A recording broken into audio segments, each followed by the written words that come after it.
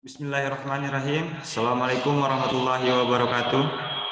Waalaikumsalam warahmatullahi wabarakatuh. Selamat pagi menjelang siang Bapak Ibu dan pemateri yang telah berkesempatan untuk hadir. Pertama-tama mari kita panjatkan puji syukur kepada Allah Subhanahu wa taala yang telah memberikan rahmat kesehatan dan keselamatan sehingga kita bisa berkumpul secara daring melalui ruang Zoom pada hari Jumat ini. Dan tak lupa pula salawat dan salam kita kirimkan kepada baginda Nabi Muhammad SAW dengan ucapan Allahumma sholli ala Sayyidina Muhammad wa ala ali Sayyidina Muhammad. Yang saya hormati pemateri workshop sketsa yakni Bang Muhammad Irfandani. Assalamualaikum Bang. Waalaikumsalam. Siap nih Bang? Siap. Dan yang saya hormati juga kepada seluruh peserta yang telah berkesempatan hadir dalam salah satu kegiatan Arsilak Fest ini. Adapun topik yang menjadi bahan pembahasan workshop kali ini adalah teknik dasar dalam sketsa. Sebelum itu, perkenalkan nama saya Saparudin yang akan bertugas sebagai moderator. Saya akan membimbing jalannya acara workshop pada hari ini. Kegiatan pertama kita adalah pembacaan tata tertib dan rundown acara.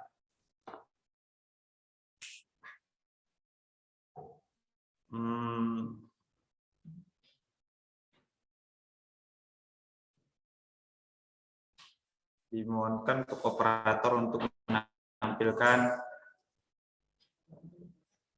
menampilkan tata tertibnya.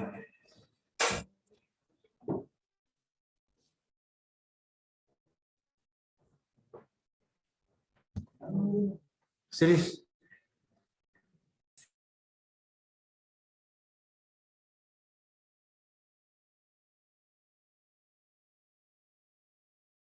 Mohon ditunggu sebentar karena ada kesalahan.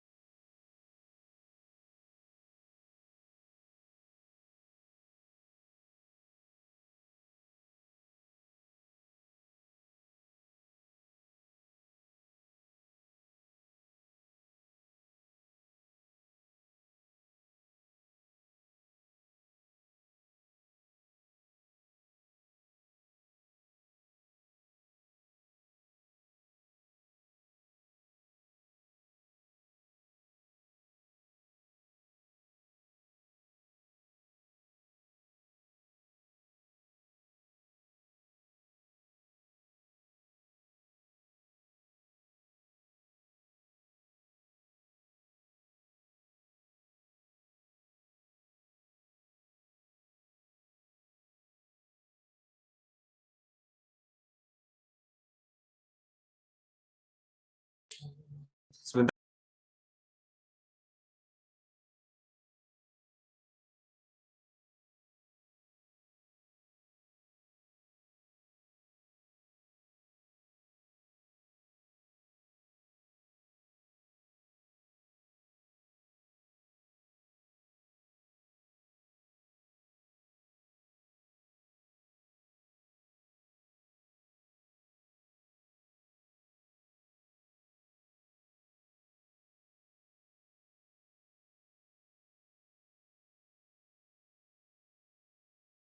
Baik, mohon maaf untuk sebelumnya. Yang pertama, tata tertib kita itu ada mohon hadir join Zoom tepat waktu sesuai dengan rundown acara. Ruang Zoom dibuka pada pukul 9.45 waktu Indonesia Barat. Panitia akan memberikan link Zoom 1 jam sebelum acara dimulai melalui grup WhatsApp. Yang kedua, saat join Zoom mohon dinonaktifkan mikrofon, aktifkan kamera, serta gunakan backdrop yang telah diberikan kepada para peserta. Yang ketiga yaitu saat jadi Zoom sesuai format nama peserta yaitu institusi underscore nama, contohnya Unilak underscore Ulan. Yang keempat, panitia akan memberikan link Zoom melalui chat box pada akhir acara di aplikasi Zoom. Yang kelima, peserta diharapkan dapat fokus terhadap acara dan tidak sedang melakukan kegiatan lain. Mungkin demikianlah tata tertib dalam kegiatan workshop kali ini. Dan untuk rundown acara akan saya bacakan antara lain yaitu ada registrasi, pembukaan, Yang ketiga itu ada penyampaian data tertib, yang keempat penyampaian CV narasumber, yang kelima penyampaian pemateri, yang keenam sesi tanya jawab, yang ketujuh sesi foto bersama, dan yang ke-8 kesimpulan dan penutup. Dan selanjutnya ialah pembacaan CV dari narasumber. Narasumber kita kali ini bernama Bang Muhammad Irfan Dani. Beliau beralamat di Jalan Putri 7 Blok CC 08 RT RW 004 003 Kelurahan Sidomulyo Barat, Kecamatan Tampan. Nomor HP beliau 082284864877. Dan email beliau daniarchitects@gmail.com. Kode pos beliau 28294 dan pendidikan terakhir beliau adalah S1 arsitektur, dan pekerjaan beliau sekarang adalah freelancer sketcher dan ilustrator. Nah, demikianlah CV dari narasumber. Selanjutnya kita masuk ke dalam sesi penyampaian materi yang akan disampaikan oleh Bang Muhammad Irfan Dani. Assalamualaikum, Bang. Bang, sebelumnya suaranya belum ada, Bang. Belum. Halo, udah? Nah, udah oke, Bang. Aku share screen bentar Iya, ya. Pak. Siap, Pak. Siap, Bang.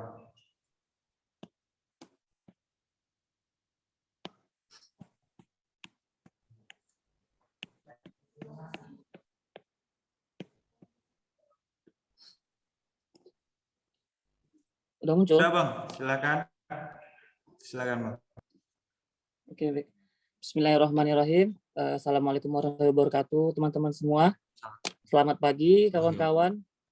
Semoga dalam keadaan sehat dan semangat ya, teman-teman semua ya. Jadi di sini saya ingin menyampaikan teknik-teknik dasar dalam sketsa bangunan ya, dengan menggunakan perspektif 2 titik hilang. Nah, dalam sketsa bangunan itu ada beberapa hal yang harus diperhatikan. Pertama, kita harus tahu dulu apa itu sketsa. Sketsa itu banyak sih pengertiannya, dari beberapa ahli pun juga memiliki pandangannya tersendiri. Namun kalau menurut saya pribadi sih, sketsa itu adalah kumpulan garis bebas tanpa batas. Maksudnya adalah sketsa ini tidak dipatok oleh satu gaya tarikan garis. Jadi setiap orang itu mempunyai stylenya masing-masing, dan tanpa batas ini adalah setiap orang itu bisa untuk membuat sketsa. Jadi tidak ada batasan untuk siapapun. Namun dalam hal sketsa bangunan ada beberapa hal yang perlu kita perhatikan. Pertama itu garis. Bagaimana tarikan garis dalam sketsa?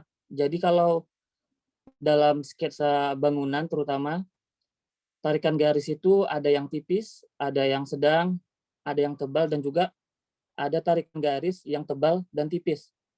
Lalu juga ada tarikan garis itu lentur dan tegas. Jadi kalau dalam sketsa ini, tarikan garis itu tidak mesti harus lurus seperti apa ya, gambar printer gitu segala macamnya, karena namanya manusia itu kan kita mempunyai kelebihan masing-masing, sehingga tarikan garis pun juga beragam. Ada yang tarikan garisnya melengkung, ada juga tarikan garisnya itu yang lurus ataupun tegas. Lalu garis itu bebas dan fleksibel. Nah, dalam menarik garis itu juga kita harus ini ya, tarikan garisnya itu nggak mesti harus sampai ke ujung terus panjang gitu. Boleh sih tarikan garis itu pendek-pendek asal tidak ditimpa-timpa garisnya. Lalu tarikan garis tersebut ada yang menerus, ada yang memadukan antara garis lentur dan juga garis yang tegas. Kombinasi tebal tipis garis pun juga akan menampilkan sketsa yang lebih hidup, lebih indah gitu. Nah, dalam menarik garis sebisa mungkin kita itu harus pede ya. Garisnya itu harus kokoh. Jangan seperti ini, ditimpa, diulang-ulang gini, jangan. Jadi kalau kita ingin membuat sketsa, terutama sketsa bangunan, kita harus pede dengan tarikan garis kita. Nggak mesti harus lurus kayak pakai penggaris ya. Yang jelas harus tegas. Kalaupun ada melenceng-melenceng sedikit ya nggak masalah. Namanya juga sketsa seperti itu. Terus ada yang namanya itu value atau gelap terang. Dalam sketsa itu yang membuat sebuah sketsa itu menjadi lebih hidup itu ya ini value, adanya sisi-sisi yang terang, yang sedikit lebih gelap dan yang sangat gelap, itu menciptakan objek yang terasa lebih hidup dan nyata. Seperti contoh ini, ada sebuah objek yang disinari oleh cahaya matahari, bagian yang terkena cahaya itu akan putih, akan terang, lalu sisi objek yang cahaya matahari itu akan sedikit gelap, dan objek yang terkena cahaya ini pun akan menimbulkan bayangan ataupun shadow. Seperti ini kira-kira. Jadi ada tone yang paling terang, ada tone yang paling gelap, dan juga ada tone yang sedang, dan adanya bayangan yang ditimbulkan oleh pantulan dari cahaya matahari terhadap objek tersebut. Nah, masuk ke komposisi. Dalam membuat sketsa ini, komposisi ini juga sangat penting agar objek yang kita sketsa itu terasa fit dan enak dilihat di kertas yang kita punya. Untuk komposisi ada yang namanya simetri. Nah, untuk komposisi simetri ini cenderung dipakai jika kita ingin mensketsa objek bangunannya. Misalkan bangunannya itu kita pengen fokus ke objek bangunannya doang. Nah, itu cocok tuh pakai komposisi yang ini dengan format portrait. Lalu ada yang namanya komposisi asimetris. Komposisi ini kita bisa cenderung menonjolkan sisi kiri ataupun juga menonjolkan sisi kanannya. Lalu ada yang namanya rule of third. Maksudnya adalah kita membagi-bagi grid gitu terhadap objeknya. Yang untuk rule of third ini sangat berguna ketika kita ingin mensketsa objek yang ukurannya gede. Misalkan kayak kita mau sketsa langsung. Itu kadang kita kan susah tuh mengkomposisikan objek yang di hadapan kita ke dalam kertas yang kita punya. Nah, salah satu caranya itu menggunakan metode ini, rule of third. Jadi cara simpelnya juga sebelum membuat sketsa utamanya itu kita buat dulu yang namanya itu gambar thumbnail ya, ataupun gambar mini, sehingga kita bisa memperkirakan seperti apa komposisi yang pas ketika kita ingin mensketsanya. Nah, bukan seperti ini. Untuk komposisi yang simetris cenderung dipakai untuk sketsa objek bangunannya dengan format portrait. Lalu ada yang asimetris, di mana komposisi tersebut menonjolkan salah satu sisi pada objeknya. Lalu ada yang namanya komposisi yang rule of third. Biasanya untuk komposisi rule of third ini itu cenderung mengambil objek itu tidak hanya pada objek bangunannya, namun juga pada lingkungannya ataupun suasananya, lebih ke sendiri. Oke, masuk ke perspektif dua titik hilang. Kalau kita untuk mensketsa bangunan itu perspektif ada beberapa ya, ada yang perspektif satu titik hilang, ada perspektif dua titik hilang, dan juga ada perspektif tiga titik hilang. Namun cenderung kalau untuk sketsa bangunan, terutama bagian eksterior bangunannya, itu lebih disarankan kita menggunakan perspektif dua titik hilang. Dan untuk perspektif dua titik hilang ini ada beberapa hal yang harus diperhatikan. Yang pertama itu titik hilang ataupun pusat pandangan, lalu garis horizon, tinggi pandangan terhadap objek, lalu sifat spasial ataupun sifat objek terhadap perspektif. Untuk titik hilang, ini dua titik hilang, ada dua tipe ya teman-teman ya. Ada perspektif dua titik hilang untuk objek yang mengkotak seperti ini, dan juga ada perspektif dua titik hilang untuk objek yang menyiku ataupun menyudut seperti ini. Terus ada yang namanya garis horizon ataupun titik pandang kita terhadap objek. Nah, dalam sketsa bangunan ataupun sketsa arsitektur itu ada tiga ya. Ada yang titik pandang tinggi atau yang biasa disebut bird eye view atau pandangan burung, lalu pandangan normal ataupun human view, dan juga ada yang namanya titik pandang rendah atau frog eye view itu pandangan kodok ya teman-teman ya. Seperti itu. Nah, lalu ada yang namanya sifat spasial ini adalah semakin objek dari pandangan, maka bentuk objek itu semakin kecil dan merapat. Maksudnya adalah kita tahu bahwasannya objek ini rata ya di sisi-sisi bangunannya. Cuman karena sifat dari perspektif itu semakin jauh objek maka semakin kecil. Jadi seolah-olah objek itu mengerucut, teman-teman. Nah, seperti ini. Nah, kalau untuk sketsa seperti ini. Jadi kalau misalkan di sisi objeknya itu ada kayak kita contohkan lah kayak rumah tradisional. Itu kan dinding-dindingnya itu ada yang terdiri dari susunan papan kayu. Nah, itu kalau misalkan dia semakin menjauh, itu seolah-olah dia tuh semakin merapat gitu, teman-teman. Nah, sifat spasial tuh seperti itu. Nah, sampelnya. Nah, jadi saya coba ambil sampel bangunan tradisional dari Vietnam ya. Soalnya ini gampang banget nih. Nah, jadi kalau misalkan saya sketsa itu biasanya pakai pensil dulu biar gampang. Pakai pensil dulu, kita buat outline-nya. Lalu setelah kita buat outline pakai pensil, kita detailing pakai drawing pen ataupun pakai pena, bebas. Langkah terakhir itu baru kita kasih value, shading dan shadow. Kita detailkan. Ini bebas ya teman-teman. Ada kalau misalkan teman-teman punya pensil doang, bisa sketsa pakai pensil. Untuk shading pun juga pakai pensil. Tapi kalau misalkan teman-teman punya drawing pen ataupun pena, bisa pakai pena. Kalau misalkan punya watercolor juga bisa pakai watercolor untuk value-nya, teman-teman.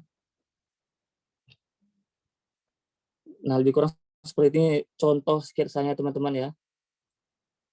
Kadang kan kertas kita ini tidak gede ya, ada kertas ukuran A5 ataupun A4.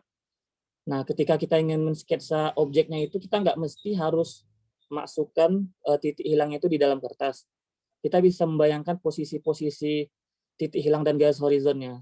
Sehingga walaupun nyatanya titik hilang itu berada di luar kertas, tapi kita bisa membayangkan arahnya sehingga sketsa yang kita buat itu tetap proporsi, tetap sesuai dengan komposisinya, teman-teman. Ini salah satu rumah adat suku Sasak di Lombok. Dan juga ini ada salah satu sampel lagi, rumah tinggi ataupun rumah tenun yang ada di Kota Pekanbaru, teman-teman. Nah, jadi dalam sketsa itu yang penting itu adalah ketenangan, santai, enjoy, jangan pernah takut salah, dan juga yang paling penting itu rutin mensketsanya sehingga sketsa kita makin lama makin bagus. Saya ada video ini. Sebentar, saya coba share screen dulu.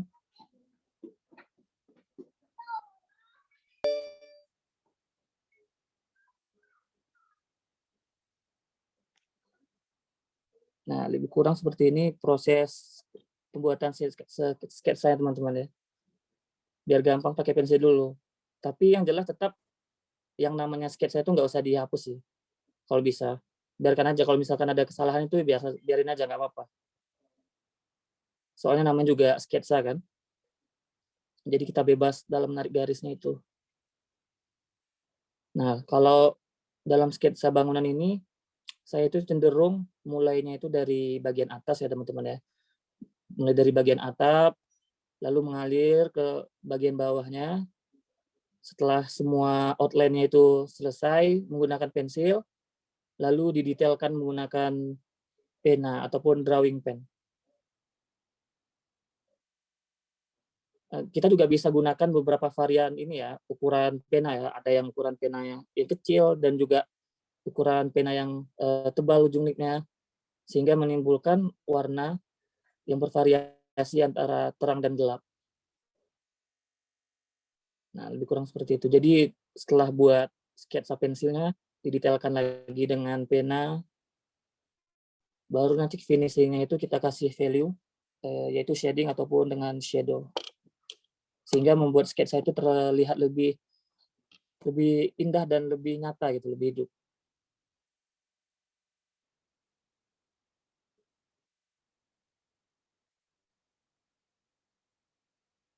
Mulai dengan sisi shadow yang sedikit gelap, baru nanti di akhir kita kasih value shadow ataupun shading yang paling gelap menggunakan ujung pena yang lebih tebal gitu.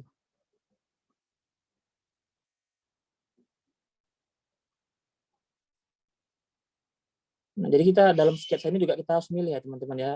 Apakah kita ingin fokus ke objek atau fokus ke objek dan lingkungannya. Nah, pada sketsa ini saya lebih fokus ke objeknya sehingga tampilannya seperti ini. Jadi nggak mesti harus pakai penggaris ya teman-teman ya. Harus pede, harus percaya sama rekan garis kita. Kalau ada yang namanya salah-salah garis itu biasa. Nah, lebih kurang seperti itu. Oke. Sekian.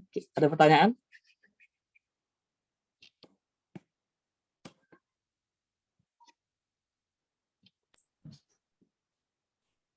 Baik, yang peserta kita sudah bisa masuk ke dalam sesi pertanyaan ya. Langsung aja tanya. Iya, langsung aja. Dan untuk menyampaikan pertanyaannya, para peserta bisa menuliskan pertanyaan itu di dalam kolom chat box. Nanti pertanyaannya dibacakan oleh moderator.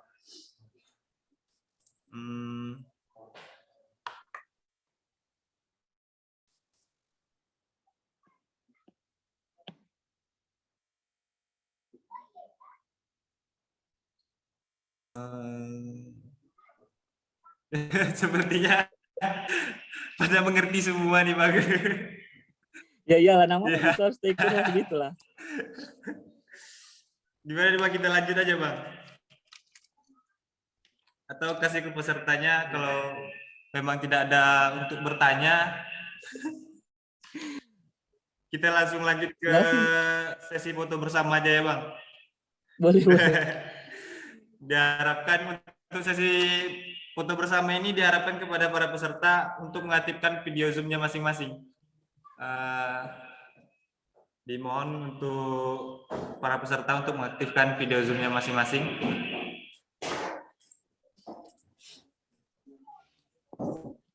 Sekali lagi, diharapkan kepada para peserta untuk mengaktifkan video Zoom-nya masing-masing.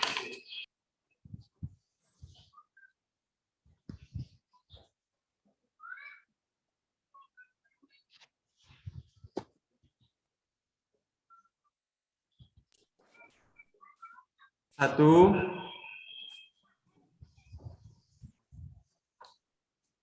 tiga. Nah, selanjutnya halaman 2-nya 1, 2, dan 3. Oke. Jadi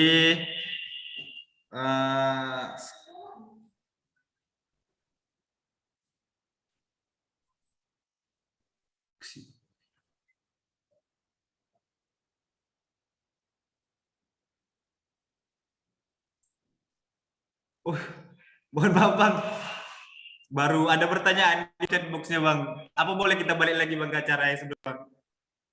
Boleh, boleh, boleh, boleh. Boleh.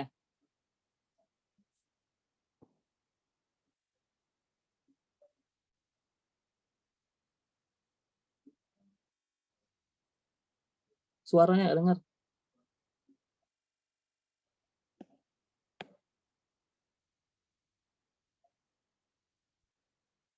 Suara. Suaranya nggak dengar. Oh ya, Bu.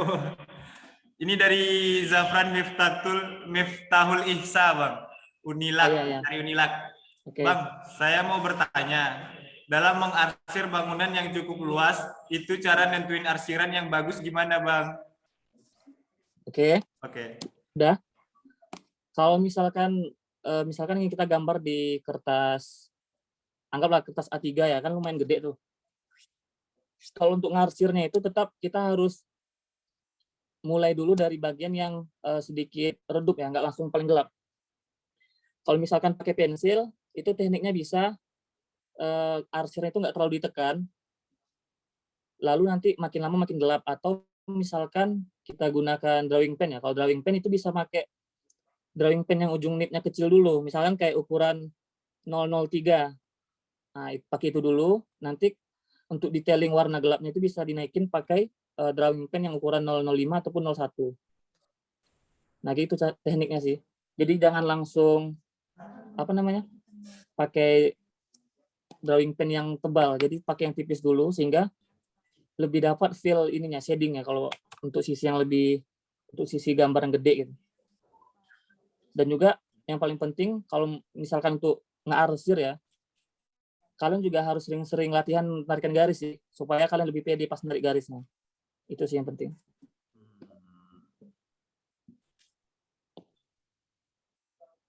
Baik, masih ada lagi? Ada lagi? Ada lagi yang ingin Oke. bertanya? Boleh. Kita udah balik lagi nih, Bang. Udah. Ini dari Anissa Salsabila, Bang, dari Iya, USK. oke. Izin bertanya, saat live sketch, bagaimana cara paling tepat untuk menentukan angle yang pas dari banyak objek yang ada dan apakah ada tips dalam merender agar tidak berlebihan, Bang? Nah, kalau misalkan live sketch, seperti yang saya bilang tadi, jadi kalau misalkan nih kita live sketch langsung ke objek bangunannya, manfaatin yang itu tadi, yang roll of third. Jadi kita buat thumbnail kecil dulu, jadi kita buat kayak grid, jadi kita bisa pilih, kita ingin sketsa fokus ke objeknya, atau kita sketsa juga sekalian lingkungannya. Nah, pertama kita buat dulu thumbnail-nya sehingga kita tahu komposisi yang pas di kertas kita. Kalau untuk ngerender ataupun shading ya, itu kan ada 3 pilihan. Kita bisa ngerender itu pakai pensil. Kalau misalkan pakai pensil itu kita manfaatin pressure-nya ya, tekanannya ketika menggaris itu. Lalu kalau misalkan menggunakan drawing pen, itu yang kita perhatikan adalah ujung nib drawing pen-nya. Karena kalau drawing pen ini kan ada ukuran paling kecil itu yang 003 sampai yang paling gede itu ukuran 12. Nah, kita bermain di ukuran drawing pen-nya. Namun kalau misalkan kita ingin merendernya itu menggunakan watercolor, pertama kita kasih value dulu, kita kasih warna monokrom ya, misalkan kayak warna abu-abu ke sisi-sisi bangunan yang cenderung terang ataupun ada cenderung gelap. Nah, setelah itu baru kita detailing pakai warna sesuai dengan objeknya. Kurang seperti itu. Kalau untuk ngasih contohnya agak terbatas pula waktu di sini kan. Siap, Bang, siap, Bang. Baik, ada lagi? Ada yang curhat, Bang. Kelihatannya mudah, dicoba susah. Itu gimana, Bang, untuk motivasinya, Bang? Sebenarnya sketsa aku dulu hancur kali ya pas awal kuliah ya di jurusan arsitektur. Cuman karena apa ya? Karena kebutuhan sih. Karena kalau misalkan kalau aku pribadi ya, kalau aku ngedesain tuh nggak bisa yang langsung dari komputer. Aku harus nge-sketch dulu, baru paham kan. Nah, karena kebutuhan itulah aku juga sambil belajar, ngecek-ngecek arsitek yang ada di Instagram ataupun di YouTube-nya gitu. Jadi sambil belajar. Terus cara ampuhnya kalau untuk ngelatih garis itu, kalau aku dulu di kampus sering ngambil ini sih, bekas-bekas skripsi senior tuh. Nah, jadi aku garis tuh tulisan-tulisan di bawahnya sambil ngelatih tarikan garis. Nah, gitu. Mumpung gratis kan. Gimana peserta, masih ada lagi yang ingin bertanya? Oh ya, untuk sekedar Kayaknya mengingatkan, link presensi workshop sketsa kali ini sudah bisa diisi, bisa dilihat di chat box. untuk sayembaranya udah mulai kan? Untuk sayembara kita mulai hari ini, Bang. Di hari Selesai ini acara ya. ini. Nah, itu. Nanti ada pengumumannya, Bang. Baik, jika tidak ada lagi yang pertanyaan, kita masuk ke ronde selanjutnya, yaitu kesimpulan dari saya tentang materi yang disampaikan oleh Bang Muhammad Irfan Dhani tadi, ialah garis merupakan keistimewaan bagi seluruh individu. Tarikan garis yang tegas akan membuat sketsa lebih baik, ditambah dengan tebal tipis garis serta teknik values atau gelap terang akan membuat sketsa lebih hidup. Mungkin hanya sesingkat itu, Bang, untuk kesimpulannya. Ya nggak masalah. Terima kasih, Adik-adik Bang. mahasiswa ini sebenarnya paham sebenarnya. Selanjutnya itu saya ingin mengingatkan kepada para peserta bahwasanya kita itu ada kegiatan sayembara yang diadakan setelah acara workshop ini yang dimulai pada tanggal 22 Oktober sampai dengan 5 November 2021 untuk batas pendaftaran dan pengumpulan karyanya. Dan salah satu jurinya juga Bang Rapsadani ya Bang ya. Ya, Untuk lebih lanjut tentang sayembara ini teman-teman peserta bisa lihat di IG kami yaitu @arsilakpes. Dan saya juga ingin mengingatkan bahwasannya ke depannya itu kami masih memiliki 2 kegiatan lain yaitu workshop sketsa workshop arsitektur Minangkabau yang diadakan pada tanggal 29 Oktober 2021 dengan pematerinya itu Ibu Rika Ceris. Yang keduanya itu ada workshop arsitektur Nusantara yang diadakan pada tanggal 5 November 2021 dengan pemateri Pak Eko Agus Prawoto. Dan kami juga ingin mengucapkan kata terima kasih kepada media partner yang telah memberikan support terhadap kegiatan kami ini. Antara lain itu ada Webinar ID, iCan, Info Sayembara, Yohana Arsi, SSC Riau, dan NBA PKU. Dan tak lupa kami ucapkan terima kasih kepada Bang Muhammad Irfandani yang telah bersedia menjadi pemateri di acara kami ini. Terima kasih ya Bang. siap. Serta kami ucapkan banyak kata terima kasih kepada para peserta yang telah berkesempatan hadir pada kegiatan workshop sketsa ini.